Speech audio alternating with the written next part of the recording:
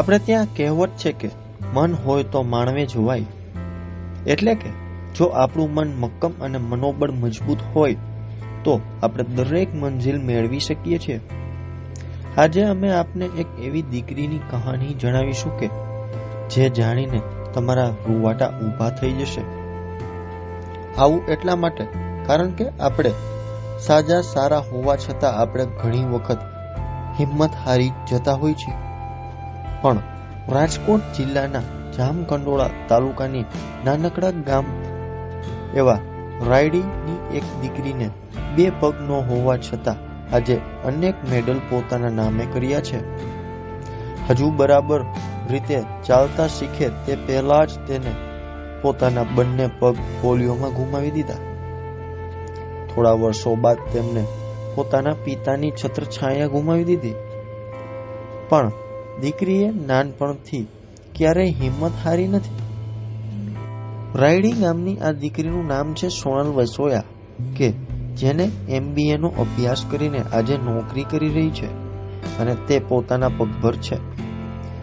સોનલે પોતાની દિવ્યાંગતાને હિંમત બનાવીને રમતગમત ક્ષેત્રે મેદાનમાં ઉતરી અને એક પછી એક 65 મેડલ પોતાના નામે કરી લીધા. સોનલ વસોયાએ જાપાનમાં ક્યાકિંગમાં પ્રથમ સિલ્વર મેડલ સાથે ગુજરાતને પ્રથમ ઇન્ટરનેશનલ મેડલ અપાવ્યું છે. ત્યારે આ દીકરી પર સૌને ગૌરવ છે. આ દીકરી અત્યારે ઓલિમ્પિક માટે જબરજસ્ત તૈયારી કરી રહી છે. આ દીકરીનો એક જ લક્ષ્ય છે કે તે ઓલિમ્પિકમાં મેડલ જીતે.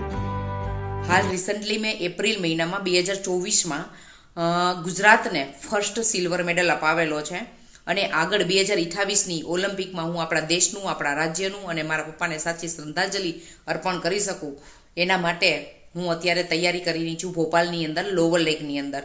તો અત્યારે મારી ત્યાં કેનોઈંગ કયાકિંગની પ્રેક્ટિસ ચાલી રહી છે. કહેવાય છે ને, મંजिल उन्हीं को मिलती है जिनके सपनों में जान होता है, पंखों से कुछ नहीं होता, हौसलों से उड़ान होती है. તો હંમેશા મને ભગવાને જે ગિફ્ટ આપી છે એ મારી ડિસેબિલિટીને મેં ઓલવેઝ એબિલિટીમાં ફેરવી છે. હું હંમેશા એવું ઈચ્છું છું કે ભગવાને ભલે મારા પગ છીનવી લીધા છે પણ મારી અંદર જે હોસલો છે, એટલે કે મને જે કંઈક કરી છૂટવાની, મારા દેશ માટે, મારા રાજ્ય માટે કંઈક કરવાની જે તમન્ના છે એ હંમેશા બુલંદ રહી છે.